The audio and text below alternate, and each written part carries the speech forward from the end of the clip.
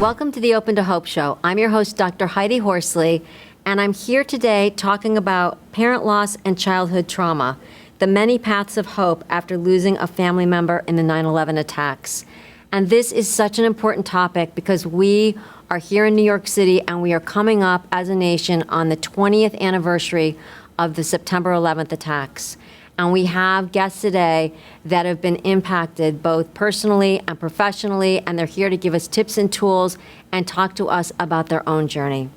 So we are going to be talking today with Rob Pycior, Marie Clyne, and Kathy Murphy. Welcome to the show, everyone. Thank you for having us. Thank you.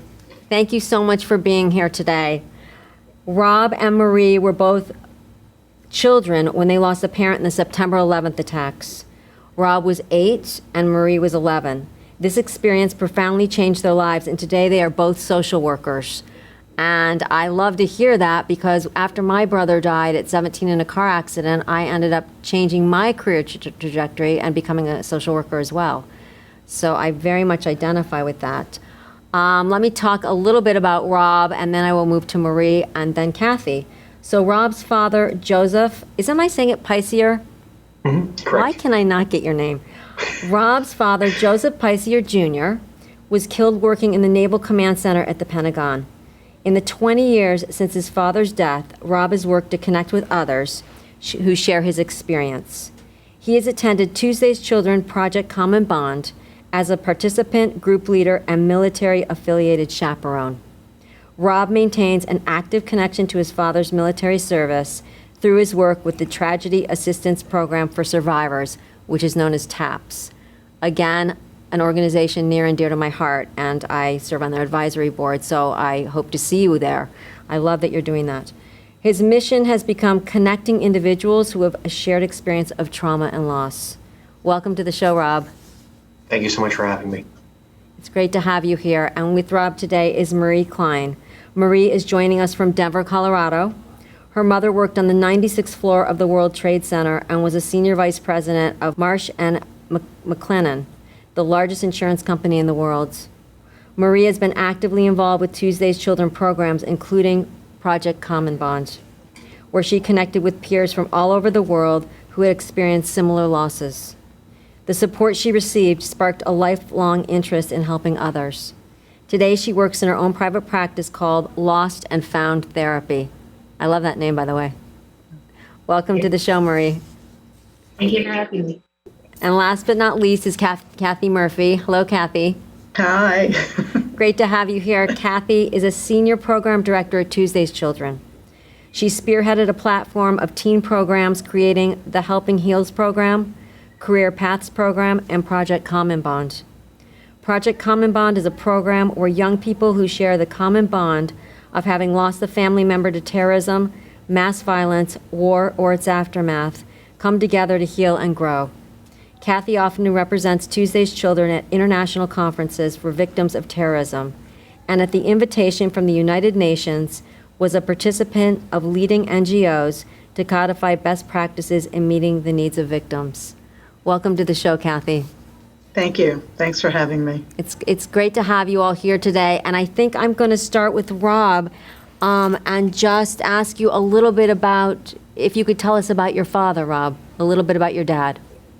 Yeah, so my father was a pretty average guy, to be honest. A great father, we grew up in a relatively normal family, mom, dad, my brother, and I.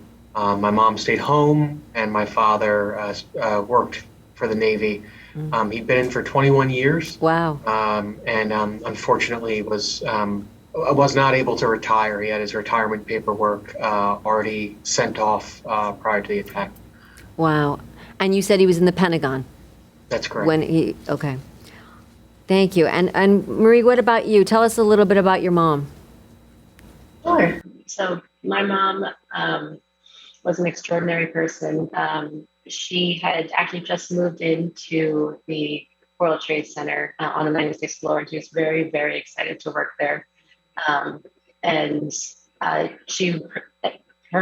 everything about her just emanated light and energy and love. And I think her greatest achievement outside of work was just her family. And she always made time for her family. She worked a lot of late nights. And one of the memories I have of my mom is she would come home late at night and we would all run up and hug her before we went to bed. And I could smell her perfume. And that scent is still with me today. But just all the love, warmth, and kindness that was with my mom. She was an incredible person, and I greatly admire everything that she achieved. Thank you. And both your parents sounded pretty outstanding, from what I've read about them, because I've been reading about both of your parents. So yours and Rob. So Rob, for both of you, I'm wondering, I know that Tuesday's Children has had a profound impact on your life and your healing trajectory, and that you were both involved in Project Common Bond. And I'm wondering, Rob, if you could talk to me a little bit about some of the things that helped you in your journey, in your 20-year journey after your dad died. Yeah, certainly. So I think one of the biggest things, and as I've grown older, I've recognized more and more the importance of community and connection.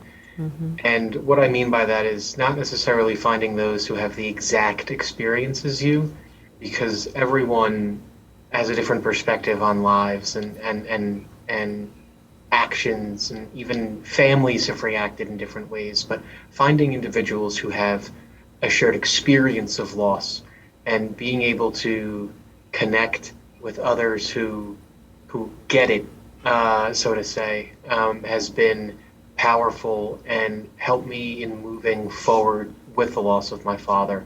Project Common Bond being a prime example of such an occasion.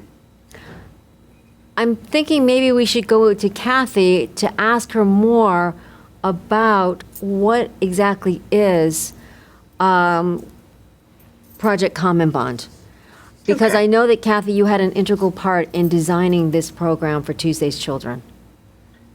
Yes, not alone, but I certainly did. So the idea of Project Common Bond actually came to us through some of our young adults, our teen population. Mm-hmm. They said to us that they really felt that they had something to offer globally, because you couldn't pick up a newspaper without reading about a terrorist attack happening somewhere. Mm-hmm. So that they knew that there were peers of theirs worldwide, and that the connection would be important for them, but also for our own Tuesday's Children individuals. So, we thought, wow, how would we do this? So we went to Harvard University. We went to Professor Donna Hicks of the Weatherhead School of International Affairs, and she had written a book about dignity, mm-hmm. and that dignity really is the glue that keeps us together. And, you feed your dignity by being heard and by being able to speak and by listening. And we thought, that's what we're going to do. We're going to create that space for these kids to come together and share. And so the program, it consists of early morning, very small group kind of share. We call them dignity groups. Mm-hmm. And it gives them the space to really share with each other their experience and their loss. We don't make them talk about it. They really kind of run the program, that part of the program themselves. The facilitator lets it lead wherever it's going to lead. And it's a powerful experience. And then in the afternoon, it's more fun. It's different kinds of connection. It's sports, it's arts, it's dance, it's music, different points of connection. But and then at night, believe me, they hang out and they keep me up very late. And but that connection just keeps going and going. And the bond that they make, and you can chime in, Rob and Marie, but the bond is quick. Yeah. They all know why they're there. Because They they're all coming know that together. there is a loss. They've had a shared experience, even though they don't know each other. Right. And Right. so it's for teenagers and young adults, and they come Yep. together. Is it kind of like a camp? Is it? Well, we go onto a college campus. Okay. We rent a dorm. We need some classroom space, so it's not quite like a camp. You know, there's no water, Yeah. you know, but but that's what the afternoon is for. We do try to make it fun. So it's not, doesn't feel so academic. Yeah. But they come together for 8 days. Oh, wow. And up to this point, we've had 34 countries and almost 900 young adults participate in the program. That's So amazing. It is amazing. That is And phenomenal. even during the pandemic, we did do a very, very modified virtual program because we wanted to keep the momentum going. But, guys, correct me if I'm wrong, in person is just the way this should be. Yeah. So Marie, talk to me a little bit about your experience, because I know that you've attended this as well.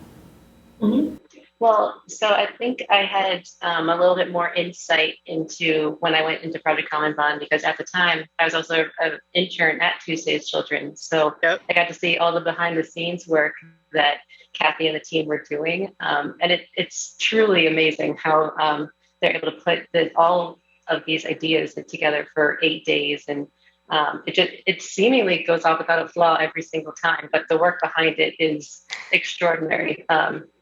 But overall, with my story, I ended up feeling pretty lost after my mom passed away. And I heard recently on another panel that someone said that that they felt that they couldn't really feel safe anymore after the attacks, or whenever something like a terrorist attack happens to them. And I very much resonated with that. And so moving forward, at this point, it was kind of a family effort. My dad, since I was 11, my dad kind of took on this effort to kind of reach out for services, reach out for help. And that's how I also got introduced to Tuesday's Children, in which they introduced me to not only team programs and support groups, but also to my own personal therapist, going to therapy sessions, which was had a big impact on me. As you can tell, I'm a social worker now. And just the amount of support that comes from Tuesday's Children is unmatched. I basically recommend them to every family member that I meet, even others that lost someone later on due to the search efforts. I recently recommended Tuesday's Children about a month ago to someone that I knew that had recently their dad had passed away. So overall, I did want to just mention one thing. So Marie's dad, a lot of our work was with women, was with the surviving spouses were women. Okay. So to have this, and he's a big guy, to have him join in on our programs, we're all these women, we were thrilled. We were thrilled to get the male perspective. And he just, he was so open to joining some of our programs, and we just loved him. A widow, so that was an interesting perspective as well. So, we're talking a lot about Tuesday's Children. Let's talk, for those out there that don't know what Tuesday's Children is, can you tell us a little bit about the name, where it's located, and I know how people can get involved in you have a lot of programs, and Tuesday's Children is named Tuesday's Children for why? Because 9/11 happened on a Tuesday. Okay.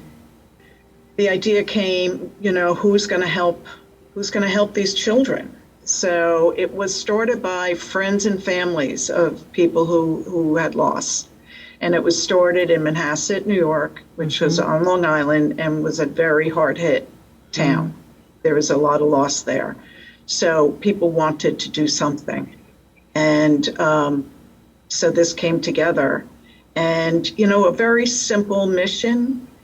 And that is to be supportive to the families who have been forever changed by an event such as terrorism. And now we've expanded it to the families of the fallen and to communities of mass violence. But to be there for the long term, the road of healing and recovery is a lifetime. Mm-hmm. And so we wanted to develop programs that we could adapt to the changing needs and, to just create a community. And as Rob brought up before, because you need connection, you need to know you're not alone. Yeah. So we really were very focused on creating community. And in the very early days, the only way to do that was really to have kind of fun events. And people, the sports teams were very generous to us, giving us tickets. And a lot of venues were giving us tickets. But that gave us the opportunity to bring our families together. Mm-hmm. And, if you've ever seen the look on a mother I'm speaking from personal experience because prior to 9/11, I was a widow. So when the look of a mother, when she is really in the throes of grief and she can look down and see her child smiling, laughing, playing with a clown it just helps so much. Absolutely. And I can only imagine how happy Rob and Marie's surviving parent was when they could see that. And like you said, grief is a lifelong journey. It changes and transforms over time, but it's, it doesn't have a beginning and an ending. And I actually designed a class at Columbia that I teach called Traumatic Loss During Childhood, which is about how our grief looks over the life course. So with that, I want to ask Rob, what would you like people to know about losing a dad? Is there anything out there that you think that people should know about it? I'll talk to 2 points on that. Yes. And the first is in recognizing the importance of sometimes the little moments. Mm-hmm. So I got married 2 years ago, and obviously my father was not able to be at my wedding. So it's a very big moment, high school graduation, college graduation. But oftentimes the areas where I wished I had maybe more support or I really felt the loss was, and this is a personal experience, just turning 21 mm-hmm. and not having the opportunity just to go and get a beer at a bar with my dad. Yeah. Just something that's, isn't a huge, momentous moment. I went with a friend and got a beer because I could, and it was, great. But, so those little sometimes moments that you don't expect, but also in looking for, in my case, having lost a father, looking for male role models. Mm-hmm. I love my mom. I had a lot of amazing women, and I have a lot of amazing women in my life. But it's sometimes it's important to have someone who has a similar perspective on the world, just based on their gender identity, right. And whatever that gender identity is of the child or the mm-hmm. parent. So in finding little ways to have those connections, not in sort of forcing you must have a guy's day, you must do male things, you must, but in the little things of just having someone there as an option, right? Or who can be a soundboard for a kid. This makes sense, Rob. And you think about all the things in your life which you've gone through, like learning how to tie a tie. I don't know how to do that. I know some women do, but I don't know how. So, little tiny things that you would go to your dad about, learning how to shave, little things that you might go to your dad about. And I think that you're making a really good point, because the thing about losing a parent in the September 11th attacks is that it was a very public loss for everybody. People feel like it's their loss too, but in reality, it's a very personal, private loss for you. The things that are important to you are the little things every day that you think about. It's not just one day and one event. It's the everyday things also that you miss, which makes sense. Marie, what about you? What would you like people to know about losing a mom? So I am the only girl in a family of 3 brothers. And so it was my brothers, me, and my dad. And very similar to Rob, the little moments that allowed me to sort of connect with my dad, despite the fact that he was very busy taking care of our entire family, trying to kind of get services together and just figure out how we could get our life back together. But I had these wonderful memories of at night after I would take a shower, my dad and I would sit down in the kitchen and he would blow dry my hair and we would just talk about how school was going or how, if I made any new friends or anything like that. And those memories still are with me today because it meant so much to me to be able to have just that, not only attention, but individualized attention from my dad. And sort of moving past that, it's very similar to just understanding and finding a support group of people. It doesn't need to be an official support group, but understanding that your experience is your individual experience and others may not be able to fully understand what you're going through. But as long as you can find people and you yourself are open to listening and understanding the other person, I think that provides a very great road to healing. And I definitely have benefited from a lot of great people in my life and being able to share my stories with them and feeling heard by them. So having peer support, being able to tell stories, being able to support people, and being able to be supported also. And I'm sure there's a lot of things your dad had to learn how to do as a dad. Like you said, the whole hair thing. I mean, just a lot of little things that maybe your mom did that your dad then had to step in and learn how to do. I'm wondering, we're talking a lot about the public nature and you're bringing up so many good things that are private. And I'm wondering for Kathy, what is unique about having a loss that is public for these families? How does it differ? It never ends. I'd have to say the first 5 years, this was on the news. I mean, you could not escape this. Yeah. Marie or Rob could have been sitting in a dentist's office and pick up a magazine, innocently picking up a magazine, opening it up, and there it is. Unpredictable. It just, hits you when you least expect it. And I think that was, we did a service trip with a group, and it was covered by some media, and the media asked, "What's your message?" And one of the kids said, for the media to stop. Yeah. Leave us alone. Yeah. Just let us have our privacy back. So I think that's what makes it different than most people. That makes sense. The public nature of it. Yeah. So yeah. I'm wondering for Rob, if you had advice for someone that is dealing with the death of a parent, a child, a young adult, a teenager, what advice would you give them, Rob? Try to find support and keep looking if it doesn't work out the first time. Just like with therapy, and I advocate this, if you're seeking therapy and you find a therapist and it doesn't work, that's okay. There are a lot of other therapists out there, and it may, nothing against you, nothing against the therapist. It might just be like a coworker. Some coworkers you get along with, and some you're just coworkers. So finding that positive connection, whether or not it's with a therapist, a mental health professional, or finding a community or an organization that works for you. There will be one out there, and if there isn't one out there, there are people just like you who are looking and maybe can come together yourselves. Yes, I agree with you. Goodness of fit is everything. Goodness of fit with your therapist, goodness of fit with Tuesday's Children, which was a great fit for you all. That is super important. Marie, what would you say? What would your advice be? So I echo everything that Rob has just said, but on a more individual level, just feel your feelings. It's going to feel messy. It's going to feel insurmountable.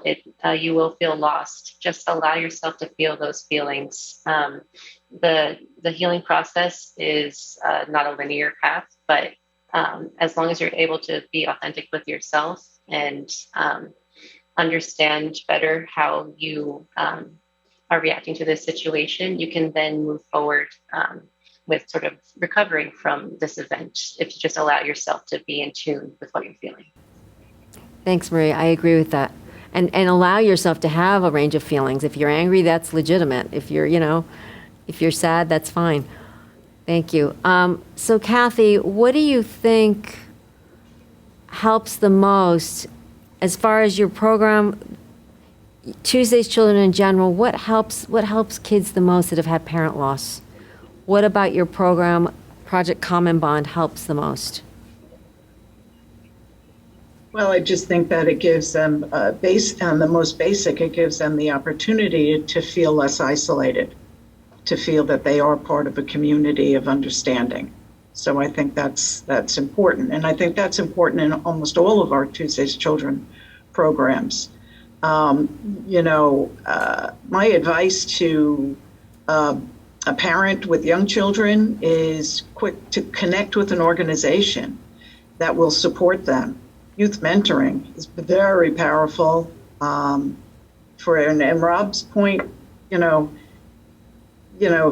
would have been a great match for Rob at the time, So I would say youth mentoring. I would also say I like to get the kids involved in things that are helping others.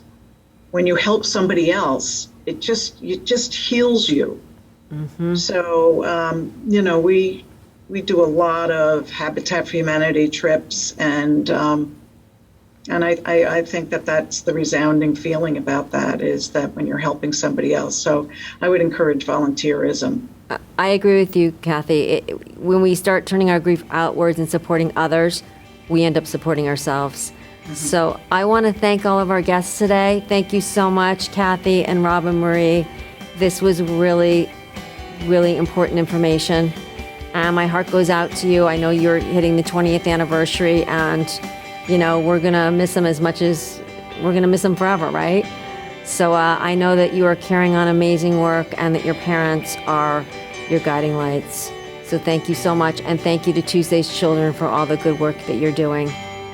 If you want to hear more and see more shows, please go to opentohope.com. And if you've lost hope, please lean on ours until you find your own, and God bless.